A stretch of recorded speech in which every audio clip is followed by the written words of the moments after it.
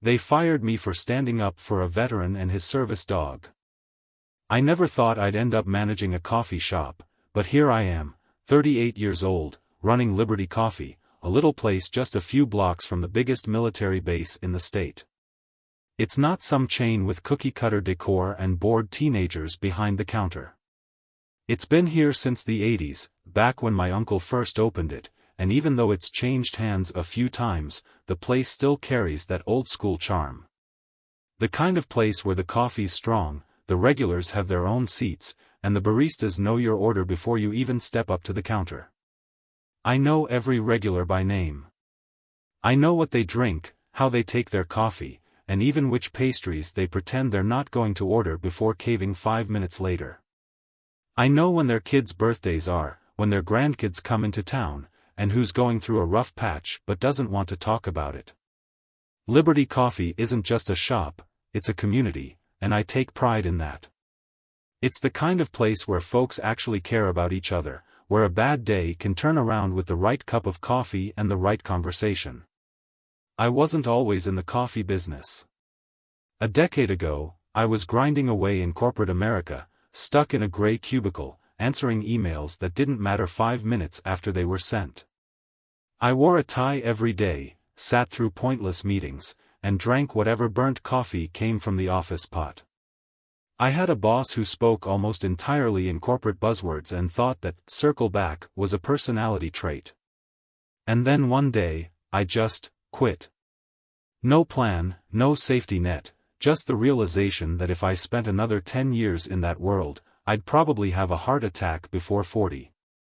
So I found myself here, in a place where people actually enjoy their coffee. Where veterans gather on Wednesday mornings for Veterans Coffee Hour, swapping stories and giving each other a hard time, but always looking out for one another. Some of these guys come in because they don't have anywhere else to go. Others come in because this is the only place where they feel understood.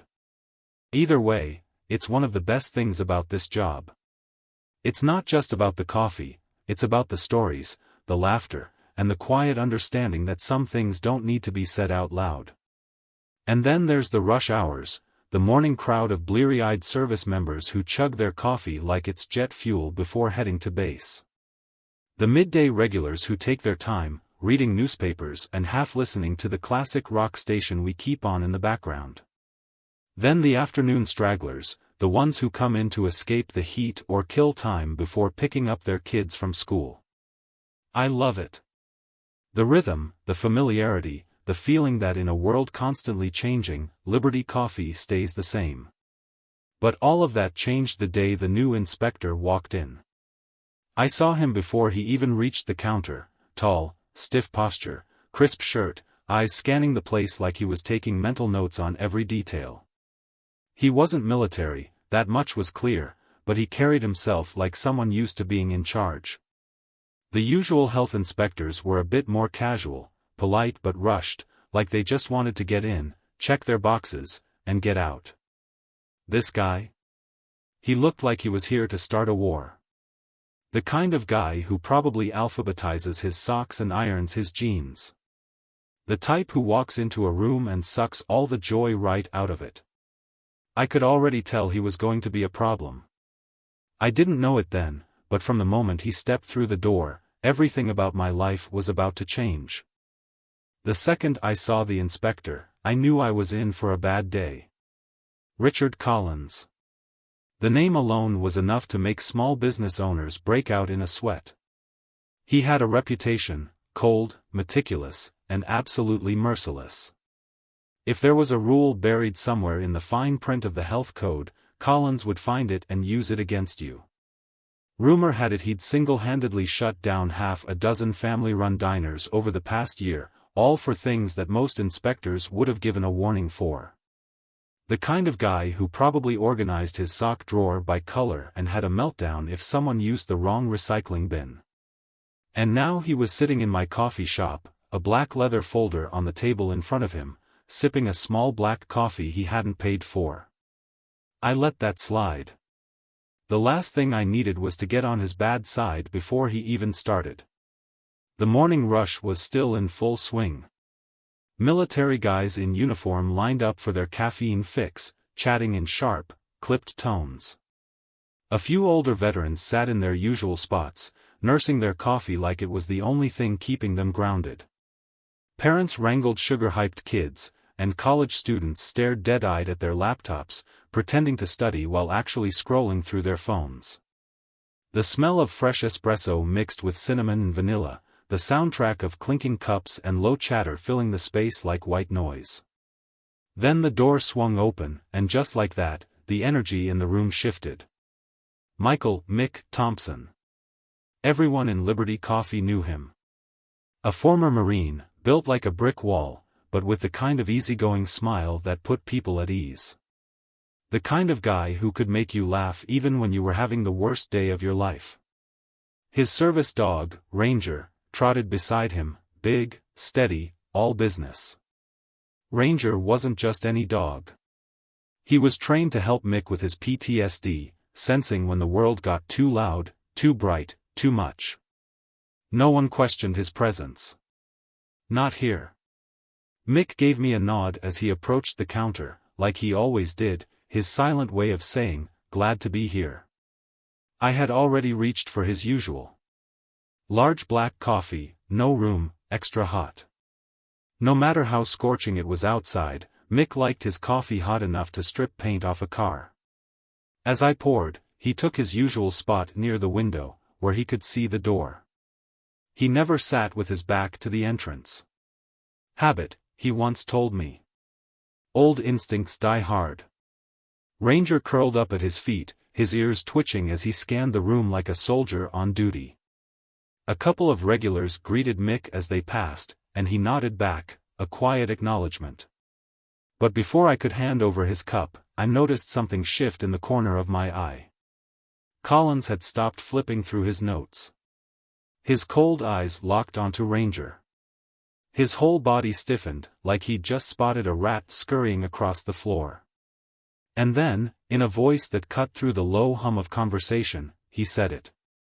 "That dog needs to go. Now."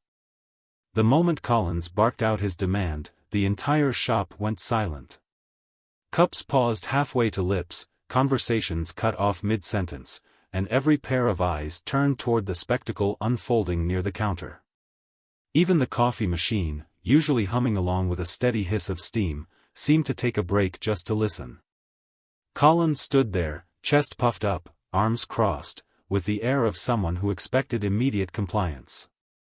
It was the kind of attitude that probably worked wonders in places where people were too scared to push back. But this wasn't one of those places. I took a slow breath, forcing my expression to stay calm.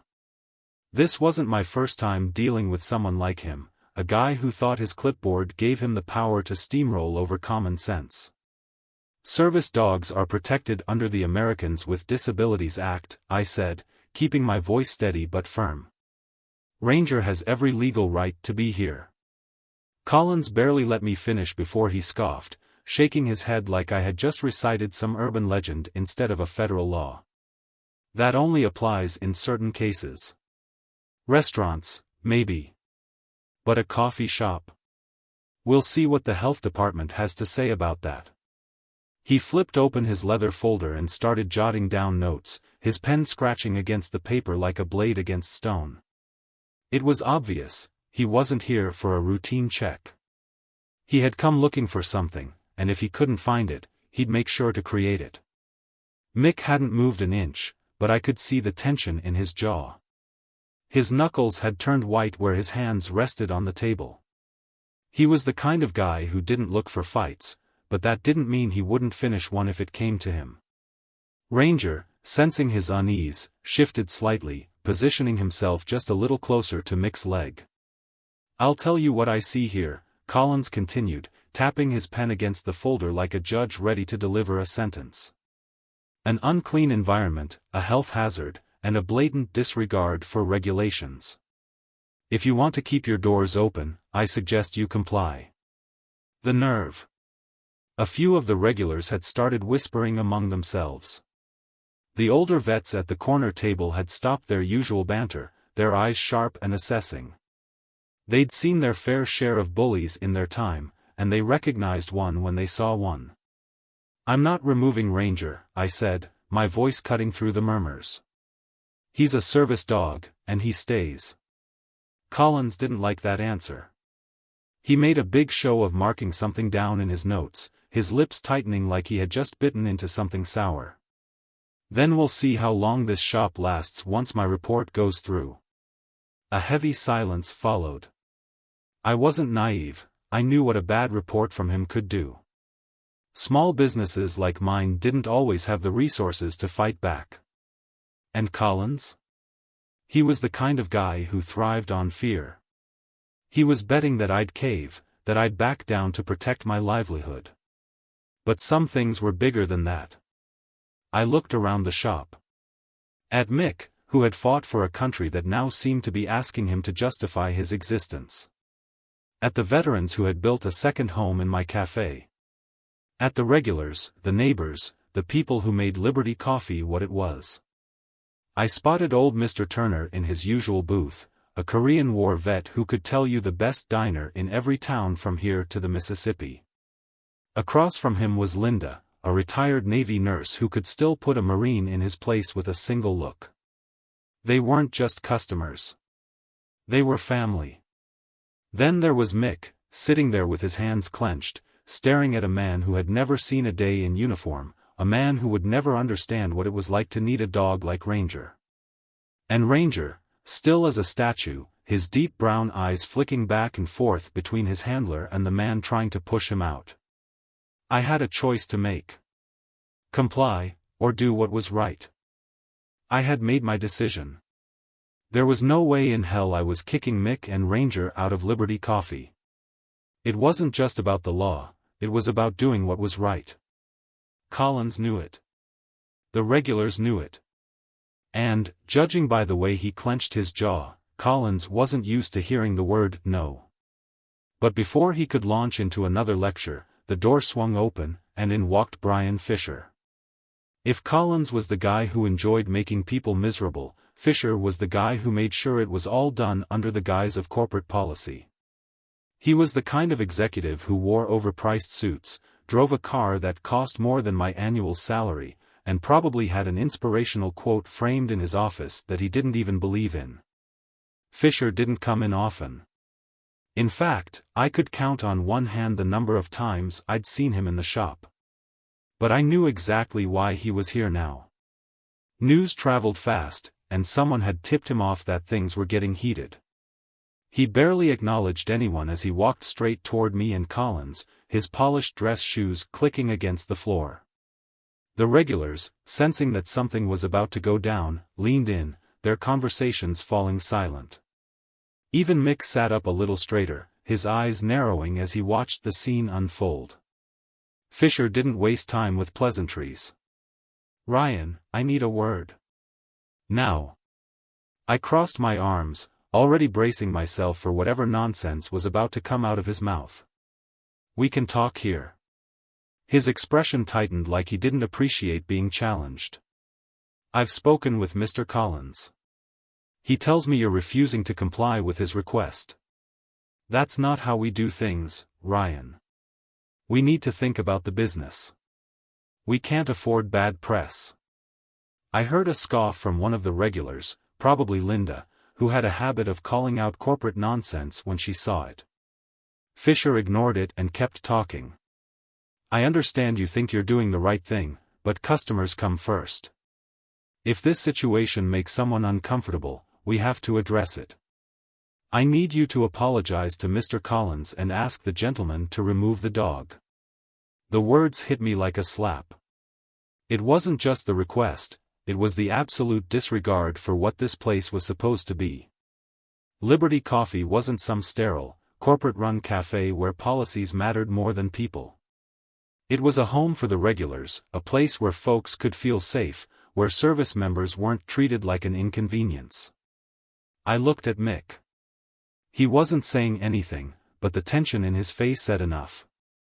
I looked at the vets in the corner, the people who had given so much and asked for so little in return. And then I looked at Fisher, this man who had probably never struggled a day in his life, standing there expecting me to betray the very people who made this place what it was. I shook my head. No. Fisher blinked, as if he hadn't expected me to push back. Ryan, don't make this harder than it needs to be. It's already hard. You're just making it worse. Collins shifted beside him, a smug smile creeping onto his face. He was enjoying this. He wanted me to back down. He wanted to win. Fisher sighed, rubbing his temple like he was dealing with a child throwing a tantrum. Then he straightened his tie, looked me dead in the eye, and said the words that changed everything. Then you're fired. Effective immediately. For a second, no one moved. The shop was dead silent, the weight of his words settling over everyone like a heavy fog. I exhaled slowly, feeling the heat rise in my chest. But I wasn't about to beg. I reached up, untied my apron, and pulled it over my head. I folded it neatly, set it on the counter, and turned to my staff, good people who didn't deserve to be caught up in this mess. It's been an honor working with you all. Keep taking care of this place. Then I turned to Mick and clapped a hand on his shoulder. You don't go anywhere. This is still your place. Mick gave a small nod, his jaw tight. Ranger pressed against his leg, steady as ever. Finally, I turned to Fisher, who stood there watching like he had expected me to put up more of a fight. You just made a big mistake. As I walked toward the door, I noticed a few regulars shifting in their seats. Some of them looked angry. Some looked disappointed. And some just looked ready to follow me out the door. I didn't know what came next, but I knew one thing for sure, this wasn't over. I had lost my job. But what came next? That was the real question. I stepped out of Liberty Coffee, the afternoon sun hitting me like a spotlight. My Ford F-150 was parked right out front, the same spot I always left it. The old truck had seen better days, but it was mine. It smelled like a mix of coffee beans and sawdust from the time I tried to fix the cup holder and made it worse. Before I could even reach for my keys, my phone buzzed in my pocket. Then it buzzed again. And again. And again. By the time I pulled it out, the screen was flooded with notifications. Texts, missed calls, a ridiculous number of social media alerts. My stomach tightened. Whatever this was, it wasn't normal. The first message I opened was from my buddy, Jake. Short and to the point, dude. You're famous. We got your back. Don't back down. Below that were a few links, Facebook, TikTok, even a local news station's website. Curiosity got the best of me, and I tapped the Facebook link. There it was. The entire confrontation. Someone had recorded the whole thing. The video started with Collins barking at me about the dog, his voice sharp and demanding. Then it cut to me standing my ground, refusing to back down. The camera was steady, catching every tense moment, every shift in the room's atmosphere. The final shot? Me dropping my apron on the counter and walking out, head held high. The caption hit me like a punch to the chest, manager fired for defending veteran and service dog. We can't let this slide. And just like that, it had gone viral. I scrolled through the comments, my heart pounding. Thousands of them. Some from people I knew, but most from strangers. This man stood up for what's right. Respect. Corporate greed strikes again. This isn't over. Military bases should ban this company until they fix this. Who do we call to get this guy his job back? I leaned back in my seat, running a hand through my hair. This was unreal. Before I could process any of it, my phone rang. It was Jake. Dude, are you seeing this? His voice was practically buzzing with excitement. You're blowing up. It's everywhere. I exhaled, trying to wrap my head around it. Who even recorded this? Some military wife. She was sitting near the front. She posted it to a military spouses group, and it spread like wildfire. A bunch of vets picked it up. Then someone tagged a couple of influencers, and now, boom. You're a national headline. I stared at my phone. The numbers were still climbing. The video had already been shared over 100,000 times. It wasn't just local news anymore, it had gone way beyond that. People are pissed, Jake continued. The military community's got your back. Even some big names are talking about it. A retired general reposted it. Some politician just tweeted about it. And man, the comments are brutal for that Collins guy. I refreshed my screen. Sure enough, Collins wasn't exactly being celebrated. People were digging up his history, finding other places he had shut down, other businesses he had hurt. And Brian Fisher? His name was starting to circulate too. Another call came in, this time from my mom. Then my old high school coach. Then a number I didn't recognize. I let them all go to voicemail. I needed a second to think. I glanced back at Liberty Coffee. Through the window, I could see Mick still sitting there, Ranger at his feet, surrounded by the regulars. They were watching their phones too, seeing everything unfold in real time. A knock on my truck window startled me. I turned to see Linda, the retired Navy nurse who had a way of making even the toughest Marines sit up straight. She gestured for me to roll down the window. "You all right, kid?" she asked, her voice softer than usual. "I think so," I said, though I wasn't entirely sure. I didn't expect this." Linda nodded, her sharp eyes scanning my face. "You stood up for one of us. You think we're just gonna let that go?" I smiled a little, shaking my head. "Guess not." She patted the side of my truck. "Good. Now go home and get some rest. Something tells me you're gonna have a busy day tomorrow." As I watched her walk back inside, I knew she was right. This wasn't just some viral moment that would disappear in a day. This was turning into something much bigger. And the military wasn't going to let it go. An hour had passed, and I was still sitting in my old Ford F-150, staring at my phone like it might suddenly tell me what to do next. The notifications hadn't slowed down. Every time I thought they were tapering off, another wave hit. Friends, strangers, even a couple of journalists I had never heard of, all wanting to talk. Then I heard it, the unmistakable low growl of multiple engines rolling in at once. I looked up just in time to see a convoy of military SUVs pulling into the parking lot. Big, black, and no nonsense. They moved like they had a mission. The kind of arrival that made people take notice. A few regulars, still sitting outside, turned their heads. Inside, through the big front windows, I could see Collins and Fisher standing near the counter, frozen mid-conversation. The smugness that had been plastered all over their faces earlier? Gone. The first SUV came to a stop directly in front of Liberty Coffee.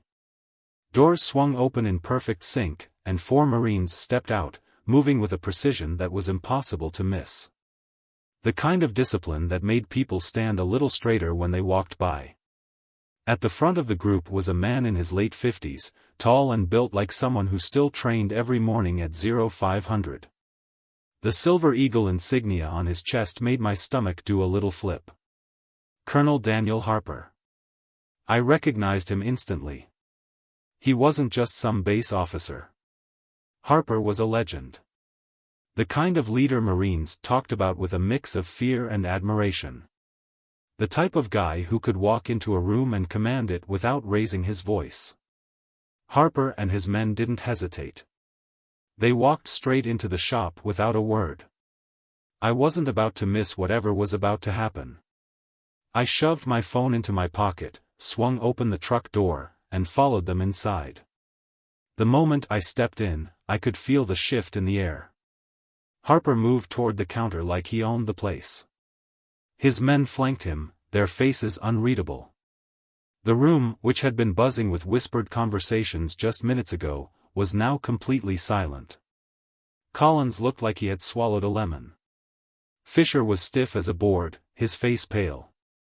The two of them had been so comfortable throwing their weight around when it was just a barista and a few customers.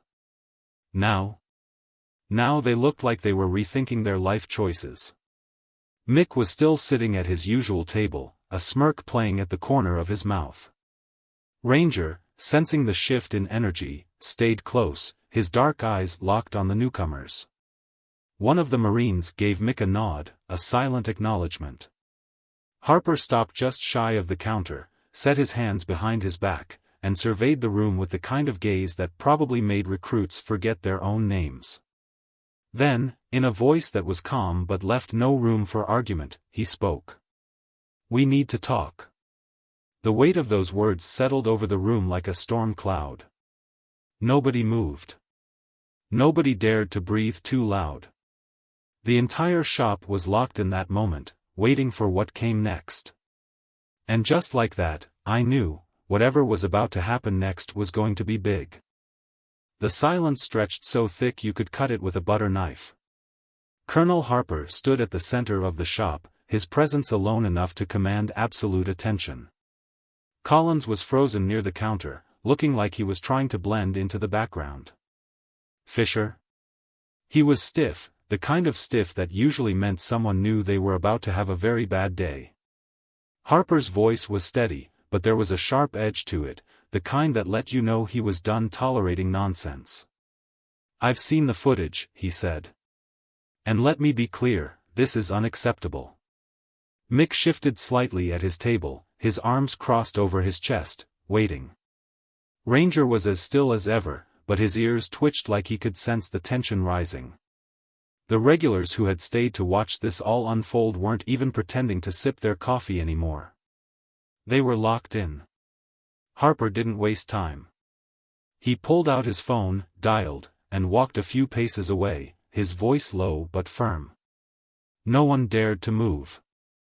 Collins, who had been standing awkwardly, glancing between Harper and Fisher, suddenly stiffened as his own phone buzzed. He hesitated before pulling it out, but the second he read whatever was on the screen, his entire face drained of color. His grip on the phone tightened like he was bracing himself for impact. He swallowed hard, turned on his heel, and without a word, walked straight out of the shop. Not a glance back, not an argument, nothing. Just out the door and into the parking lot, disappearing like he was late for a flight out of the country. I blinked. That was fast. Fisher, on the other hand, still had to face the music. And judging by the way he kept shifting from one foot to the other, he knew it. Then his phone rang. He flinched like he already knew what was coming, but he answered anyway. "Yes, sir," he said, his voice tight. "I understand." "No, sir, yes. Yes, of course." The more he listened, the worse he looked. His hand was gripping the counter so hard his knuckles had turned white. Finally, after what felt like forever, he hung up, cleared his throat, and turned toward me. His expression was pure defeat. He stepped forward, his usual corporate bravado stripped away. "Ryan," he said, his voice lower than before, a little unsteady. He swallowed, tried again. "I owe you an apology." And, he turned to Mick. "You, as well. What happened today was unacceptable." The words came out like they had been dragged through broken glass. Like he was being forced to apologize at gunpoint, and his entire career depended on it. I folded my arms. "That so?" He nodded, rubbing his temple. "Yes." And, he exhaled sharply. "The company will be making this right." Mick raised an eyebrow. "That right?" Another stiff nod. "Yes." The regulars didn't even try to hide their amusement. Linda, the retired Navy nurse, snorted into her coffee. Someone near the back muttered, "About time." Harper finally stepped back toward us, looking satisfied. "We take care of our own," he said simply. "And we don't let people like this get away with it." I let out a breath I didn't realize I had been holding. Because in that moment, I knew it. This had mattered. I wasn't just some guy who lost his job over a service dog. I wasn't just another small-town manager up against corporate suits. I had stood for something. And for once, the right people had listened. The shop started to buzz again, the tension breaking as regulars exchanged glances and murmurs. A few even clapped. Mick leaned back in his chair, looking satisfied. Ranger finally relaxed, resting his chin on Mick's boot. Then Linda, always one to break a moment, raised her coffee cup toward me. "So, Ryan," she said, loud enough for the whole shop to hear. "You gonna open your own place now, or are we all just gonna have to riot?" The laughter that followed felt like the final nail in Fisher's corporate coffin. The next morning, I woke up still trying to process everything that had happened. My phone was still buzzing with messages, people checking in, congratulating me, asking what I was going to do next. I didn't have an answer. Then came the message from Colonel Harper. Short, to the point, lunch. Officers' Club. Noon. Be there. Well, that didn't sound like a request. By the time I pulled up outside the Officers' Club on base, I had convinced myself this was going to be some kind of polite military-style apology, a handshake, a pat on the back, and a speech about how they appreciated what I did. What I wasn't expecting was to be led to a private dining room where Harper was already seated, looking relaxed but serious. A waiter in crisp whites set down 2 plates before I even had a chance to sit. Steak, mashed potatoes, green beans. The kind of meal that said, "We mean business." Harper didn't waste time with small talk. He cut into his steak like a man used to making big decisions over dinner. "You ever thought about working with veterans full-time?" I blinked. "What?" He set his knife and fork down with precision. "We're opening a new veteran support center. Job training, mental health services, financial planning, the works. We need someone who understands people, who knows how to build a community. Someone like you." I stared at him, sure I had misheard. "Me?" "You," Harper said, chewing methodically, like he had all the time in the world. "You built Liberty Coffee into a place where veterans felt at home. That's not an accident. That's leadership." I laughed, mostly out of disbelief. "Colonel, I ran a coffee shop." "And you turned it into more than that," he said, wiping his mouth with a cloth napkin. "Think about it. How many vets walked into your place because they felt like they belonged? How many people came not just for the coffee, but because they knew it was a place where they weren't just another number?" He wasn't wrong. Liberty Coffee had become more than just a business, it had been a second home for a lot of people. Myself included. "Look," Harper continued, reading my hesitation. "I get it. This wasn't on your radar. But we need someone who's got the guts to stand up when it counts. That video going viral? That wasn't luck. That was people recognizing a leader when they saw one." I rubbed the back of my neck, letting his words sink in. What exactly would I be doing? Running the place. Setting the culture. Hiring the right people. Making sure it's what veterans actually need, not what some suits think they need. He leaned back. "You think about how many vets walk into Liberty Coffee because it feels like a safe place. Now imagine if they had somewhere built specifically for them." That hit differently. I thought about Mick, about Linda, about the guys who showed up every week just to have a place where they belonged. "You wouldn't be doing it alone," Harper added. "We've got funding. We've got backing.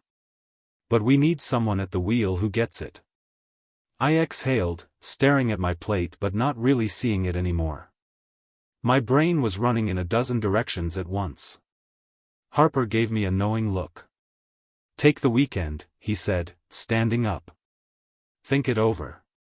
But I think you already know your answer. I watched him walk out, leaving me alone with my thoughts and a plate of rapidly cooling food. For the first time since I lost my job, I had something I hadn't felt in a long time. A real choice. And that scared me more than I expected. Making big decisions had never been my strong suit, but something about this one felt different. Harper had given me time to think, but deep down, I already knew my answer. The truth was, I had spent years building something special at Liberty Coffee, creating a place where people felt like they belonged. Maybe this was just the next step. So, the next morning, I called Harper. I'm in. And just like that, everything changed. The transition wasn't smooth. Turns out, turning a viral moment into something real takes more than just good intentions. But Harper had connections, and I had determination.